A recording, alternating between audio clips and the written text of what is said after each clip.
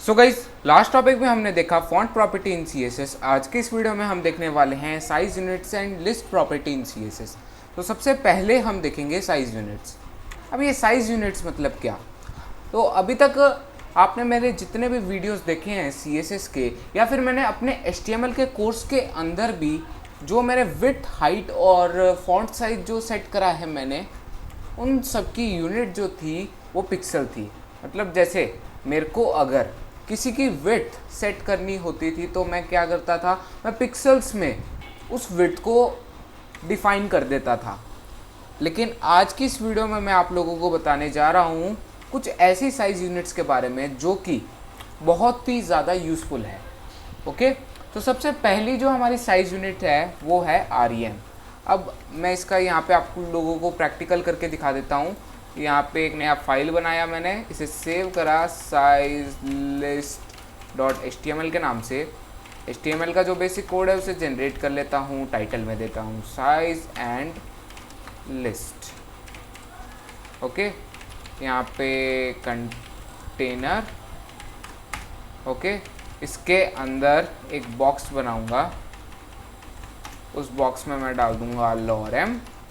फिर बाद में इंटरनल CSS का यूज़ करके इसे थोड़ी बहुत यहाँ पे स्टाइलिंग दे देता हूँ। सबसे पहले इसकी जो डिफ़ॉल्ट मार्जिन है उसे कर देता हूँ मैं 0, पैडिंग को कर देता हूँ यहाँ पे 0। ओके, कंटेनर को बैकग्राउंड कलर दे देंगे रेड। विड्थ इसकी हो जाएगी 70 REM। अगर आप 100 REM से ज़्यादा दोगे तो होगा क्या, ये ओवरफ्लो करेगा। मैं आप लोगों को यहाँ पे करके दिखाता हूँ। जैसे हाइट को भी अभी REM में दे देता हूँ 60 REM। यहाँ पे राइट क्लिक करके ओपन इन ब्राउज़र करता हूँ तो यहाँ पे जो फाइल है मेरा वो ब्राउज़र में खुल जाएगा। अब यहाँ पे अगर मैं इसे जैसे हम पिक्सल्स में क्या करते थे, पिक्सल में हम यहाँ पे देते थे 1244 पिक्सल की जो विड्थ है वो देते थे। अब जैसे ही मैं यहाँ पे ये करूँगा तो देखो कितनी बड़ी इसे विड्थ जो है वो मिल चुकी है। कितनी बड़ी है यार ये विड्थ, कितनी बड़ी। ओके, तो REM में आपको यहाँ पे ध्यान रखना होगा कि जो REM या फिर पिक्सल के अलावा जो यूनिट्स होती है वो पिक्सल से ज़्यादा स्पेस लेती है। मतलब अगर मैंने इसी यूनिट को कर दिया पिक्सल, REM की जगह पे मैं कर देता हूँ यहाँ पे पिक्सल।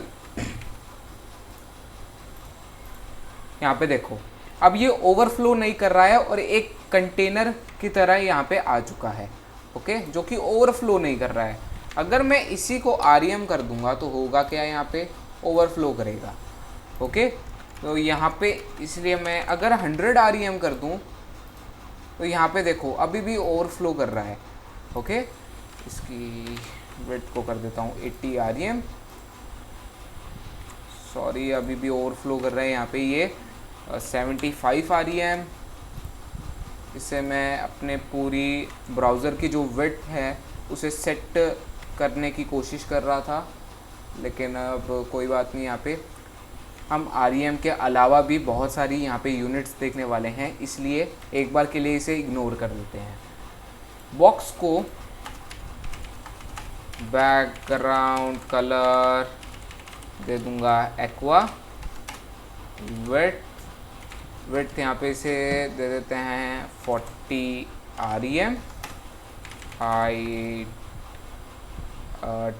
20 REM। ओके, यहाँ पे रिलोड करा तो यहाँ पे देखो इस बॉक्स की जो विड्थ है वो थोड़ी सी ज़्यादा हो गई। यहाँ पे 25 REM कर देते हैं। ओके, अब यहाँ पे ये थोड़ा सा अच्छा दिख रहा है। यहाँ पे इसके कलर को भी कर देते हैं वाइट और टेक्स्ट अलाइन यहाँ पे कर देता हूँ सेंटर। इससे क्या होगा, टेक्स्ट जो है वो सेंटर में आ जाएगा। ओके, फॉन्ट साइज़ अगर आपको लोगों को यहाँ पे बढ़ाना है तो आप लोग यहाँ पे बढ़ा सकते हो। यहाँ पे देखो मैंने VW के अंदर दी है। अब VW को एक बार के लिए आप इग्नोर करें क्योंकि मैं इसके बारे में आगे भी बात करूँगा। अभी आप लोग यहाँ पे अपना फॉन्ट साइज़ को दे दे 1.4 VW। ओके, यहाँ पे सेव करा, यहाँ पे रिलोड करा तो देखो कितना बड़ा यहाँ पे आ रहा है। चलो REM में दे देते हैं यहाँ पे 1 REM। अगर मैं दे दूँगा 1 REM तो देखो यहाँ पे ये डिफ़ॉल्ट है। अगर मैं 1.2 REM कर दूँ तो यहाँ पे देखो कितना बड़ा है, यहाँ पे इसे फॉन्ट साइज़ मिल चुका है। ओके, सो ये था हमारा REM। अब हम देखेंगे EM। अब अगर मैं अपने बॉक्स को बॉक्स की विड्थ को यहाँ पे EM में कन्वर्ट कर दूँ, मैं यहाँ पे 25 EM कर रहा हूँ, तो यहाँ पे देखो क्या होगा, इसकी जो विड्थ है वो बढ़ चुकी है। ओके, सो REM से बड़ा होता है EM। REM से जो बड़ी यूनिट होती है वो होती है EM। ओके, सो ये था हमारा EM। अब हम देखेंगे VW। अब अभी मैंने फॉन्ट साइज़ को दिया था VW में। मैंने यहाँ पे क्या लिखा था, मैंने यहाँ पे लिखा था 1.4 VW। अब इसका मतलब क्या है, यहाँ पे हमें पता है ये यहाँ पे इसका जो फॉन्ट साइज़ है वो सेट हो जाएगा। लेकिन अब यहाँ पे देखना क्या होगा, मैं अपने ब्राउज़र की जो विड्थ है उसे छोटा करता हूँ, तो देखो ये यहाँ पे ओवरफ्लो कर रहा है। ओके, इस ओवरफ्लो को कैसे दूर करना है हम आगे देखेंगे। अभी आप यहाँ पे देखो फॉन्ट साइज़ पे अभी फोकस करो, तो देखो जैसे ही मैं अपने ब्राउज़र की विड्थ जो है वो बढ़ा रहा हूँ, तो यहाँ पे देखो मेरा जो फॉन्ट साइज़ है वो अपने आप बड़ा हो रहा है। ओके, ब्राउज़र की विड्थ जैसे ही छोटी हो रही है तो देखो उसका जो फॉन्ट साइज़ है वो अपने आप छोटा हो रहा है।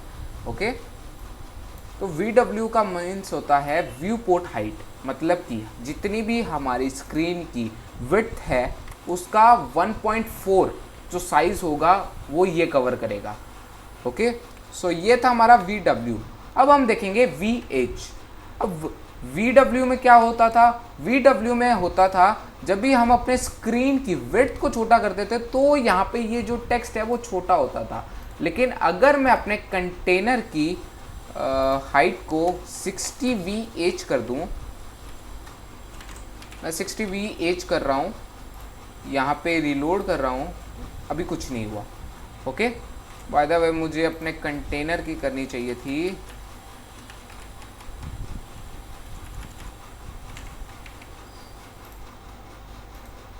तो देखो इसे 60 VH की हाइट जो है वो मिल चुकी है। ओके, अब एक्चुअली में फ़ायदा क्या, जब मैं इसकी विड्थ जो है वो छोटी कर रहा हूँ तो यहाँ पे देखो क्या हो रहा है, कुछ हो ही नहीं रहा। इसकी जो विड्थ है वो छोटी हो रही है, हाइट यहाँ पे छोटी हो ही नहीं रही। हाइट देखो कैसे छोटी होगी यहाँ पे, अगर मैं इसकी यूनिट को VW करूँगा हाइट तभी छोटी होगी यहाँ पे। अगर मैं यहाँ पे VW कर दूँगा, यहाँ पे रिलोड करूँगा, अब यहाँ पे इसकी हाइट जो है वो छोटी होगी। देखो इसकी हाइट जो है वो छोटी हो रही है। लेकिन अब इस VH का इस्तेमाल क्यों करें हम, VH का मतलब होता है व्यू पोर्ट हाइट। ओके, मतलब VW में क्या होता था, VW में जब मैं अपनी स्क्रीन की हाइट विड्थ जो है वो छोटी कर रहा था तो हो क्या कर रहा था, यहाँ पे जो कंटेनर का जो विड्थ और यहाँ पे जो मेरा बॉक्स का विड्थ और फॉन्ट साइज जो है वो छोटा हो रहा था। लेकिन अब मैंने अगर इसकी हाइट को 60 VH करा, यहाँ पे रिलोड करा, अब देखो जब भी मैं अपने स्क्रीन की हाइट जो है वो छोटी कर रहा हूँ तो यहाँ पे देखो इसकी हाइट इसके हिसाब से छोटी हो रही है। ओके, सो ये था हमारा व्यू पोर्ट हाइट। अब हम देखेंगे परसेंटेज। अब परसेंटेज का मीनिंग क्या होता है, यहाँ पे ये यूनिट भी एकदम VW और VH की तरह ही काम करती है। मतलब कि अगर मैंने अपनी विड्थ को, अगर मैं चाहता हूँ कि जो मेरा कंटेनर का जो विड्थ है वो मेरे पूरी विड्थ में सेट हो जाए। ओके, यहाँ पे देखो थोड़ा सा स्पेस यहाँ पे बच रहा है, मैं अगर इसे पूरा सेट होता हुआ देखना चाहता हूँ तो मैं यहाँ पे इसकी विड्थ को कर दूंगा 100%। जैसे ही मैं इसके विड्थ को 100% करूँगा तो देखो इसका जो विड्थ है वो पूरा कवर हो गया, इसकी जो विड्थ है वो पूरी कवर हो गई यहाँ पे। ओके, और साथ में अगर मैं इसे छोटा करता हूँ तो यहाँ पे देखो जो ओवरफ्लो था वो भी यहाँ पे नहीं हो रहा है। ओके, यहाँ पे देखो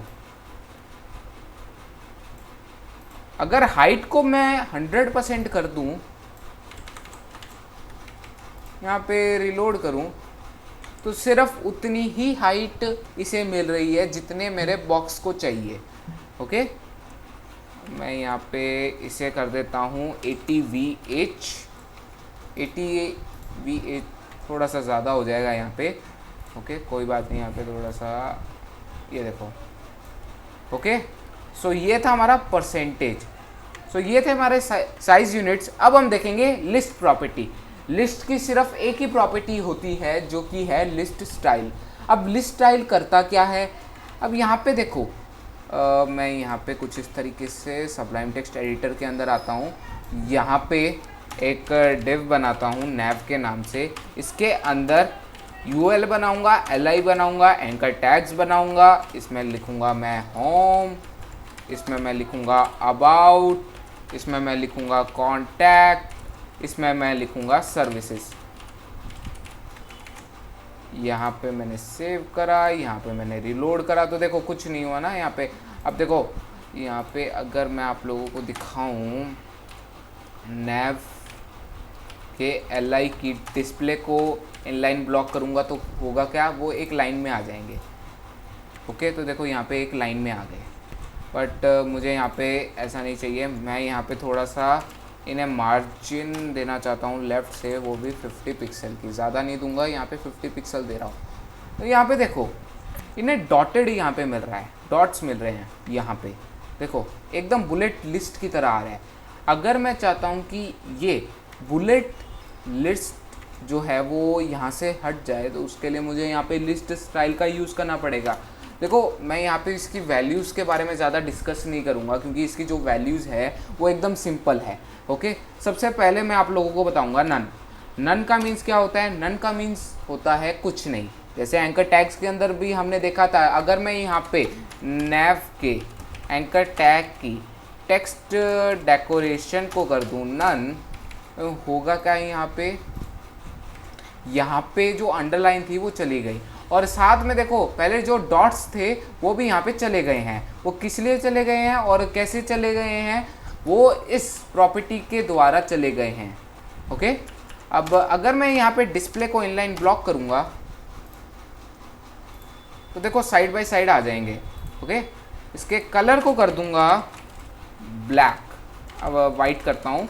अब यहाँ पे देखो nav background colour black, font size VW में दे देता हूँ इसे मैं 1.5 VW, कुछ ज़्यादा ही हो जाएगा यहाँ पे।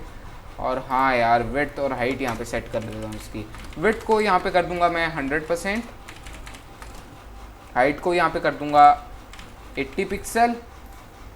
यहाँ पे रिलोड करूँगा तो देखो यहाँ पे कुछ इस तरह का हमने नेविगेशन बार बना दिया। अब देखो मैंने आपको एक होवर सेलेक्टर के बारे में बताया था। अगर मैं यहाँ पे नैव पर चाहता हूँ कि मेरे जो नैव है उसके अंदर जिस एंकर टैग के अंदर होवर हो, उन एंकर टैग्स का जो कलर है वो चेंज हो जाए।